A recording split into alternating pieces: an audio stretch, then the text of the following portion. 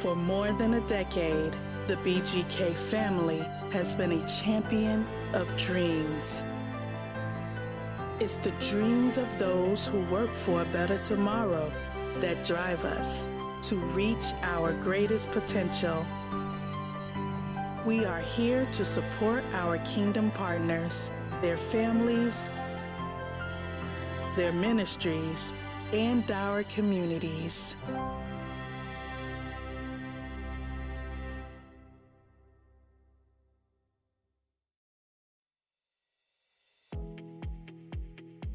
Hi, thank you for joining us for another powerful virtual production.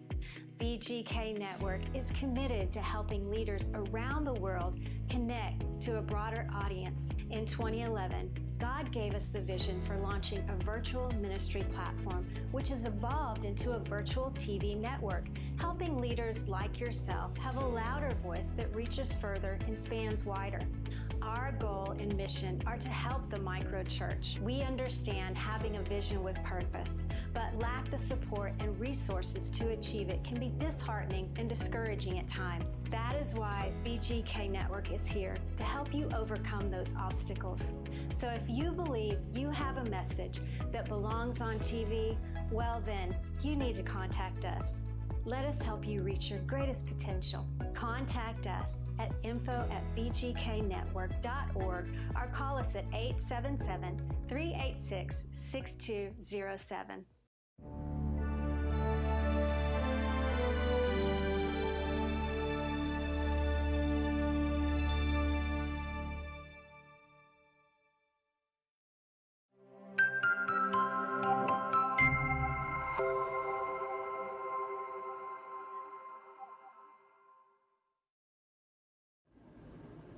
Hi, everybody. Welcome to G's Inspirational Corner.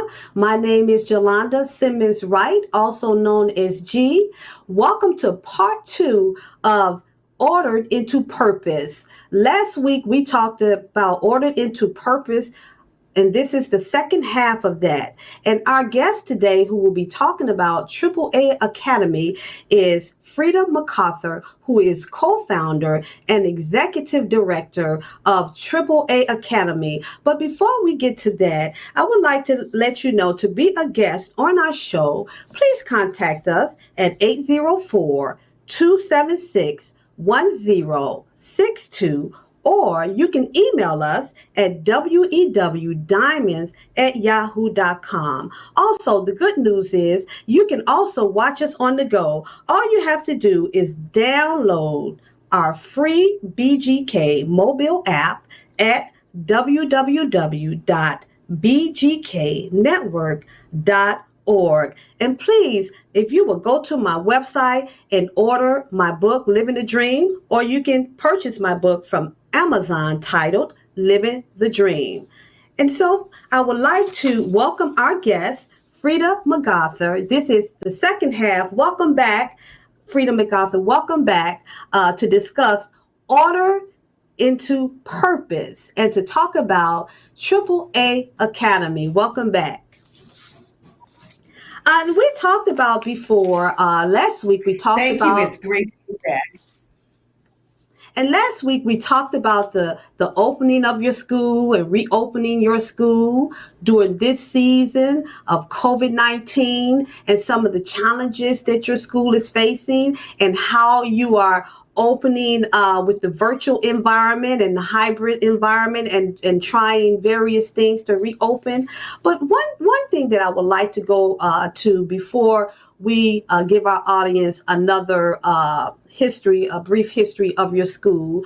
We talked about the ribbon cutting when your AAA Academy won, because there are 2 locations, but when your first location first opened, you had a ribbon cutting. And I would like to go back and just talk about how Dr. J.C. Smith prophesied to you about your school and what he saw and how it was going to expand. Can you talk a little bit more about that? Dr. J.C. Smith had been involved with education for many, many years. He had a passion for children and for people. When AAA Academy was birthed into my spirit, we talked to Dr. J.C. Smith about the possibility of opening an alternative special education school. Dr. Smith gave us his approval. He was thrilled that we were going to be doing something for Black children. That's the reality of it. Dr. Smith did not have an opportunity to see the prophecy that AAA Academy would have a second location come to fruition because he had made his transition. But I am Mm, so grateful to God that when we opened AAA Academy 2, my current pastor, who is the son of Dr. J.C. Smith, Reverend Jeffrey L. Smith, was present, and he was able to carry on the legacy. So I'm grateful because while the Reverend Dr. J.C. was not present in the flesh, he was there in the spirit, and his wife was there, and his son, who is now the pastor of Bethlehem Temple, was there. His wife, Lady Heather, was there. So I'm grateful because Dr. Smith had the foresight, and I don't know if he was led by God to mm, prophesy that there would be a AAA Academy too, because it was not a part of my plans. But the growth said we needed to have a second location. So I'm grateful for that. Dr. Smith has been a powerhouse of wisdom. And so he has passed that same wisdom on to his son. And so I see that his legacy will mm. always live on through AAA Academy, through Bethlehem Temple, through Freda MacArthur, through Reverend Jeffrey L. Smith. His legacy continues to live. Wow, wow. Legacy is so important to leave a legacy. And for our viewers who would like to get caught up, can you just give us a brief history? I know we talked about it the last week. Can you just give us a brief history of AAA Academy and how it became into uh, reality? I had served on the Board of Education at School District 160 in Country Club Hills for many years. And as the vice president, the president, the secretary, so I'd held various positions. And we had a need because inclusion had now become to fruition. And so we had to place students who didn't fit the traditional environment or students who had made several infractions in a different setting. And my partner, whose name was Wilson H. Pierce III, I actually had two partners because my husband is one of the founders and the partners, Douglas MacArthur, who is also my partner for life. They looked at what was going on. Wilson Pierce has a strong background in law enforcement, although he is a licensed educator. He did not like what he saw because he believed very strongly they were preparing our children for incarceration because they had little holding rooms and they weren't really providing an academics. He brought that back to my attention, and I had served on the board for all of those years, signing off to pay those facilities, but I had never taken a look at them. I took a look and I shared his concern. And what really drove me to go ahead and start AAA Academy was one of my first expulsion hearings. My first expulsion hearing was for a third grade young lady. She had thrown bleach into the face of one of the other third graders. Now, as a third grader, she did not really realize or understand how serious this was. She had saw her mother do that to her father. But because now the Safe Schools Act was now enforced, the boards of education had to take an action for those kind of incidences. And I said to my superintendent, because she was not a special ed student, I said, where does she go from here? And the late Ed Chartraw said to me, the parents will have to homeschool her. Mm, Now, the parent sitting across from me did not have the wherewithal to homeschool this baby. And I said, we don't have any place that we can send her. He said, she does not have an IEP. She is not special ed. So there is no place. It does not exist. And I went to the Lord in prayer. And the Lord showed me what I needed to do. We had three little row houses in the district that were vacant. I went to the Mm. Board of Education, of which I was a member, and I said, this is what I'd like to do. The board president, Dr. Eddie Sanders, said, well, you would have to resign from the board in order to lease those spaces. And I said, it is that important to me that I will Mm. resign from the board. Now, when it came to a vote from the board, it was unanimous because everybody sitting on that board realized we needed to do something to save children. And so AAA Academy was born. Now, I told the Lord, I said, now I don't have any idea because I don't come from education. I'm a licensed broadcaster, how I'm going to do this. But fortunately, I had had lots of courses and lots of training as a board member. And so I had taken a whole lot of things where I had certifications in. I called the Illinois State Board of Education, and I remember having a conversation with a gentleman there whose name was Charles. And he said, Director MacArthur, you don't have to have a high school diploma. You don't have to have an eighth grade education. You have to have teachers that are certified by the Illinois State Board of Education. And as of today, I have said for many years, I'm going back to school. I'm going back to school. I thought that Mhm. I need to have a master's. I need to have a doctorate. But I realized that I needed to those things to get my feet in the door. But guess what? The Lord showed me that I am the door. And so Wow. I have a staff of people who have doctorates. I have a staff of people who have masters. I have a staff of people who have worked in the field of education for over 30 years. And so that's why I say that the Lord ordered my feet into purpose because it is totally unheard of that you don't have any background in education and yet you become the executive director. Wow. Ordered into purpose. And that is so fitting. And so when the Lord give you something and you walk into it, it doesn't matter what society says you have to have. It doesn't matter when society says, oh, in order for you to step into your purpose, you have to have these things. Right. And when God says no, this is how it should go. Wow. And so we are talking today to Freda MacArthur, the co-founder and executive director of AAA Academy, Ordered into Purpose. Ordered into Purpose. To be a guest on our show, please contact us at 804-276-1062 or email us at www.diamonds@yahoo.com. And the name of Miss MacArthur School is AAA Academic Achievement Academy. Located in, she has two locations, one in Blue Island, Illinois, and one in Hazel Crest. And so I have just a few more questions for you, Miss MacArthur.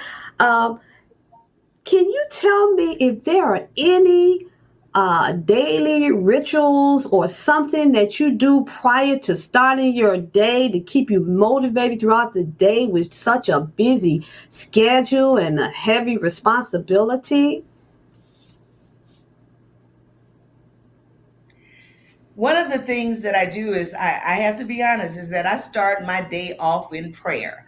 I ask God for his direction because being the owner and director and all of those things of a special education facility, it's more than just a school, it's a ministry.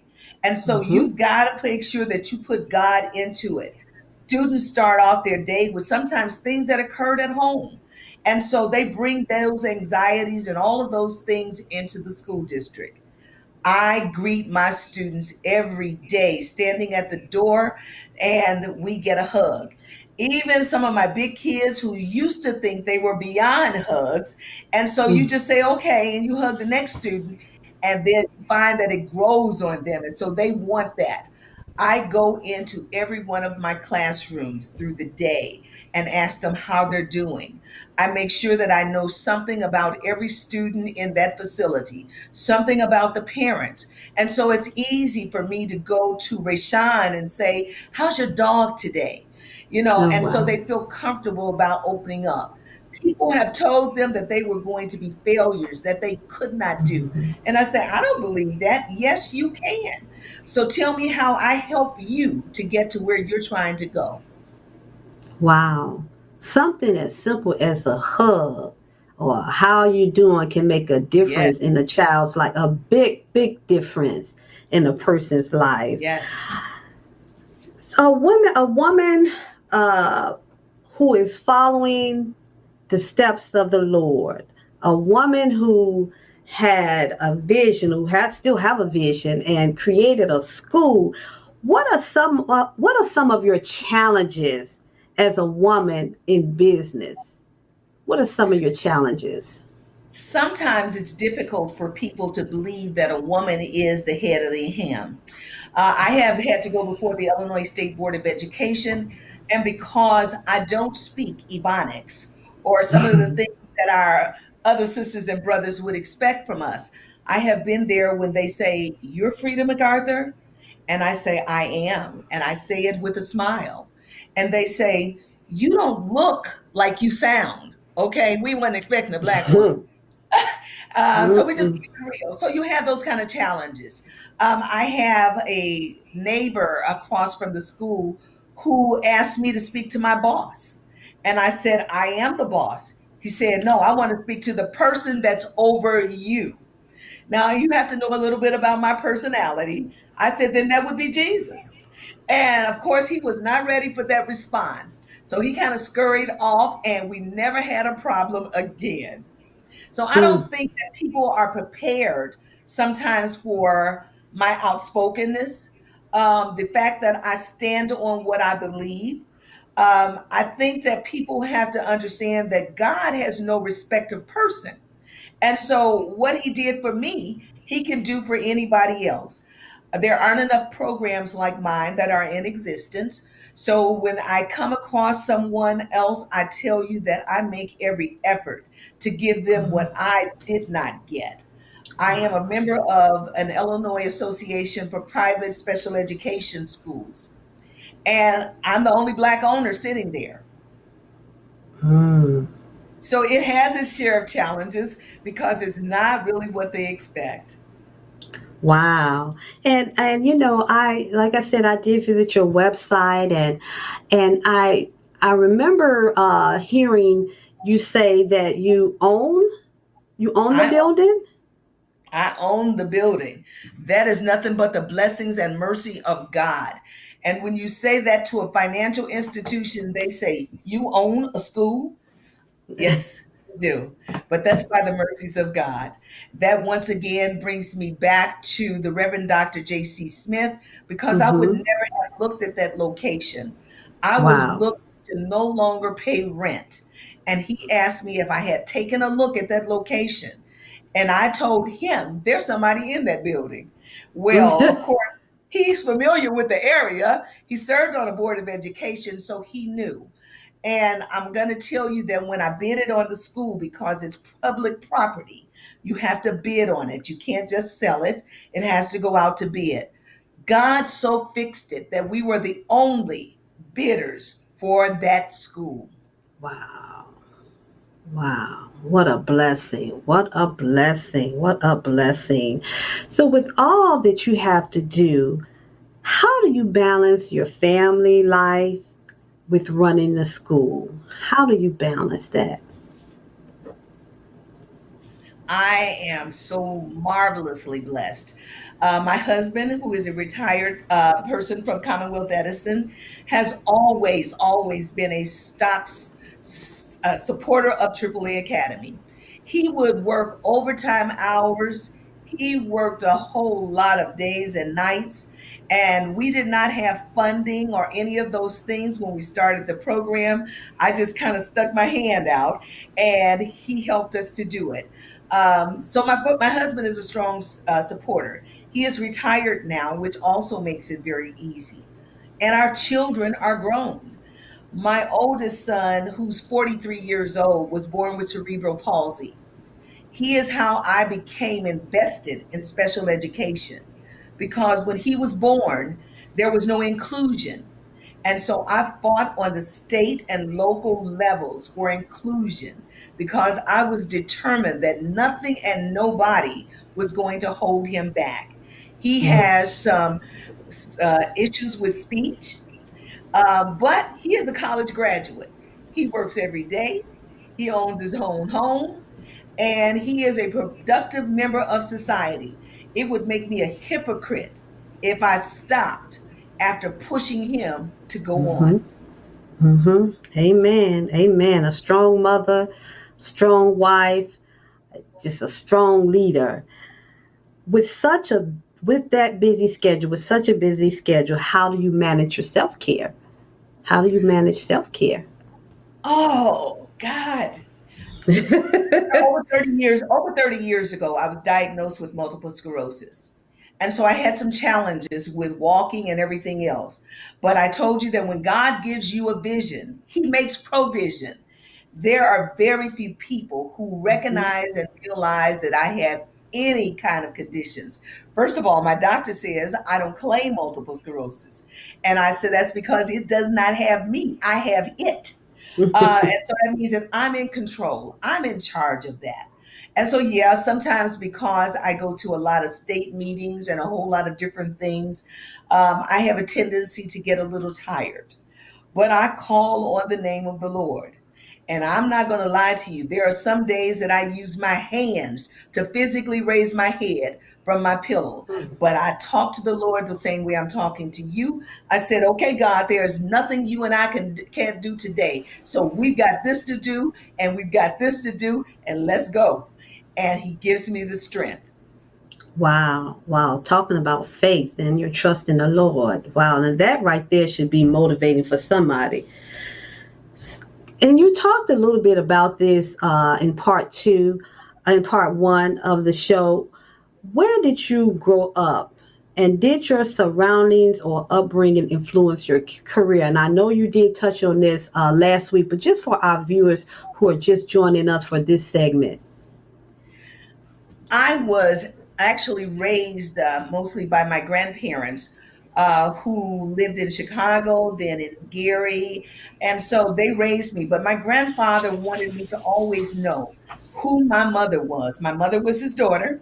And so I spent all of my holidays and my weekends with my mom.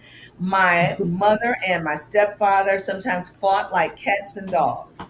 And so that's when my leadership ability started to show, because I had my cousins, I had my seven siblings, I had everybody that I was responsible for taking care of.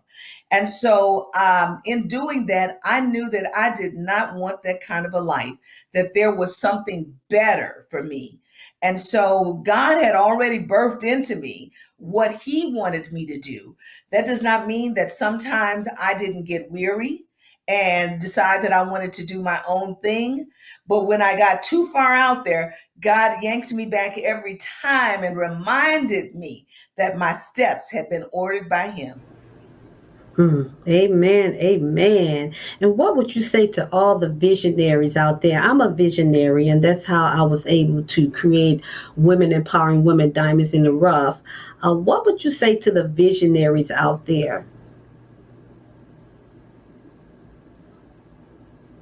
Make sure that whatever it is that you are going to do, that is something that you love and you enjoy. We are better at the things that we really enjoy, because if it feels like it's a job, you won't stay with it very long. But when it's something that you love and you have a mission and a passion for making a difference in this world, in society, in people, God will give you what you need. And so, one of the things I tell people is, because we know that fear of the Lord is the beginning of wisdom. And so if Mm-hmm. you fear him, you won't do just anything. You won't say just anything. You won't go just any place because of your fear. And I don't mean a fear like you're going to be beaten or anything like that, but a fear, a respectful fear that says, I am not honoring him when I do this. I am not honoring him when I do that. And those are the things that you should do if you really want to make a difference. Make sure you enjoy it. Amen. Amen. Miss MacArthur, do you have a favorite hobby? I don't have a favorite hobby. I used to horseback ride, and riding really was a part of my therapy for the multiple sclerosis. And so, a lot of times, I am so busy that it seems that I don't have the time to do those kind of things now. But probably my greatest pleasure and joy is that I have two grandsons that I love to pieces. And so, when I'm spending time with them, that is more than anything you can even imagine. Wow, I know that they are. I'm sure they are a hand. They are a handful. Now I do know something. That do you still have your dollhouse? I do. I do. I do. Do you I still have do a that in habit. your? I have a habit of redecorating our house a lot. And so you could walk in my house today and a chair be in one place and tomorrow in another spot. And I always wanted to get a dollhouse for my daughter, but she was not a girly girl and she did not want a dollhouse. My husband had bought me furs and diamonds and everything. And I said, don't buy me any of that anymore.